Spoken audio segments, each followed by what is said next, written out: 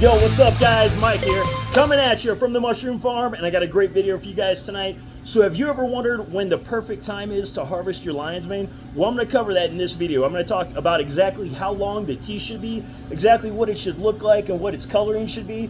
And those of you who are new viewers and are just tuning into this channel, my name's Mike. I'm a mushroom farmer. I've been farming gourmet mushrooms 9 years full time. Here's just a few shots of some of my grows over the years, but I basically sell my mushrooms at farmers markets and to high-end restaurants, and I have specifically grown thousands of pounds of lion's mane mushroom over the years. So we've got a whole lot of information when it comes to growing lion's mane mushrooms on this channel. And I want to say we're doing daily uploads, monthly subscriber giveaways. So if you're into mushrooms and farming, make sure you click that subscribe button right now so you get more mushroom and farming videos like this in the future.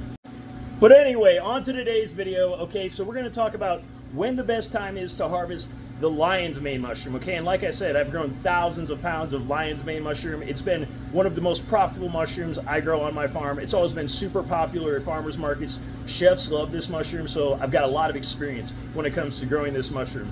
And also, I want to say before we get into this video, we reached a huge milestone on this channel. We just reached 5,000 subscribers. I just want to thank all of you so much who have subscribed to this channel. Really means the world to me. Just thank you all so much, and I'm going to keep this awesome mushroom content coming. So anyway, let's talk about lion's mane mushroom. When is the best time to harvest it? Okay, so assuming your growing conditions are optimal in your grow room, it's going to take about 12 to 14 days from when you actually cut open the bag to when that mushroom is going to be ready to harvest. Okay, now I want to say there's a few things. If you pick it too early, there's problems, and if you pick it too late, there's some problems. So first of all, if you pick it too early, it can be kind of like tough in texture. All right, it might be just a little chewy and stuff like that. It also is very likely to bruise or discolor if you're picking it early, and that's just because the teeth or the spines have not developed enough, and they actually act kind of like as a cushion when you're like handling that mushroom or when you're packing that mushroom. When the teeth have not fully developed, if you're touching it just a little bit, it just will take your fingers and you can bruise that mushroom extremely easily. So be aware of that. Now, there's a few things to keep in mind too if your lion's mane is over mature. Okay, so if your lion's mane is over mature, the texture may be a little bit drier. And also, one of the really big factors is the flavor. The flavor may be very bitter if you have an over-mature lion's mane. And also, the shelf life will decrease if it's too mature. And then the color is another indicator. If it starts getting kind of browning or yellowing, that is an indicator that your lion's mane is getting a little over-mature, okay? So, I'm going to talk to you guys now about what is the optimal time to actually pick the lion's mane and how do you know, okay? So color is one indicator and tooth size is another indicator, okay? So for color, what I'm gonna say is ideally you want to pick the lion's mane when it's pure white in color, okay? If you pick it when it's pure white in color and the teeth are fully developed, and I'm gonna give you a tooth size and actual measurement here in a second, and I'm gonna show you something really cool too. So anyway, ideally you want the teeth to be fully developed on there, the right length, okay, and the mushroom to be pretty much pure white.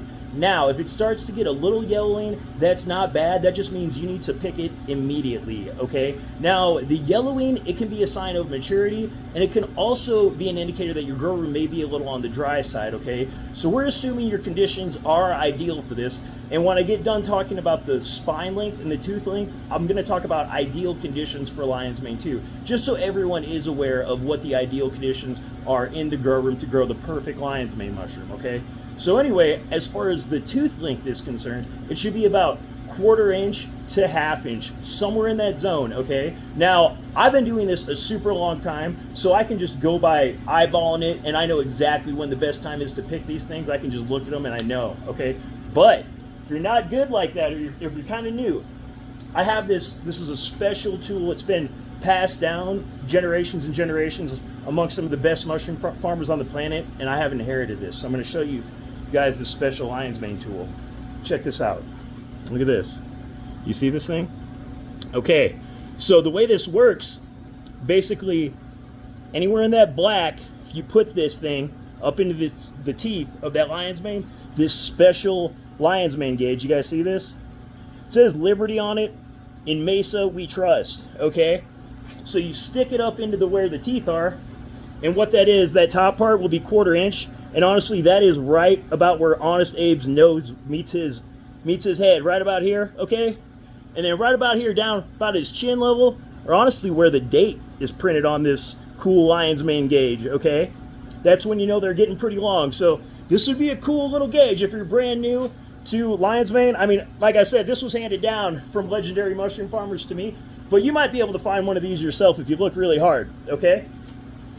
But you're looking for about 1/4 inch to 1/2 inch, like I said, for the tooth development. And over time, you'll get good enough that you can just eyeball it. You'll know the best time to pick it. But see, that tooth length will give the lion's mane just a little bit of cushion. That way, when you're packing it, if you got it in storage and stuff like that, if you're taking it to a restaurant or a market, it's not going to bruise on you, okay? So good thing to know about just the tooth size, but you'll get better at over time after you see a couple of them and you do a couple grows yourself.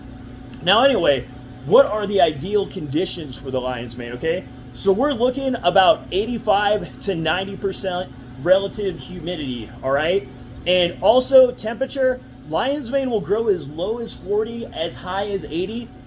All of my strains that I sell are very wide strains. So I've grown them super cold, I've also grown them super hot, but I want to tell you, the ideal range, if you can keep your grow room in between like 60 and 70, that is the sweet spot, man. So that's what you're going for, like 60 to 70. And like I said, you're wanting that mushroom to be big, white. If it gets a little yellow, that's okay, but you want to pick it right away then. And then the teeth, they should be about 1/4 inch up to a 1/2 inch long, somewhere in that range, and that's going to be the perfect time for you to pick your lion's mane mushroom, okay? So if any of you guys have any questions on any of this stuff, just be sure to drop it down below in that comment section. I'll answer all your questions. If you have any suggested videos, just be sure to drop that down below in the comment section. I've got some really cool videos coming up. I'm going to talk about how to use your master pack. I had a whole lot of you purchase the master pack over the Black Friday sale and all that good stuff. So anyway, I'm going to make a video this weekend right here. I might put it up tomorrow. If I don't put it up tomorrow, it'll be up on Sunday. But it'll be talking about using petri dishes, using grain, making new LC, basically the first things I like to do if I were to have one of my master packs, okay? And then I'm going to talk about long-term culture preservation too, okay? So I'm just going to tell you in that video what I would do with my petri plates, but I will have videos in the future talking about making long-term storage in centrifuge tubes and slants and things like that, okay? So anyway, hopefully you guys found this video helpful and informative. If you did, please drop this video a like, subscribe to the channel if you haven't already. But that's all I got for you on this one, and I'll catch you guys on the next one.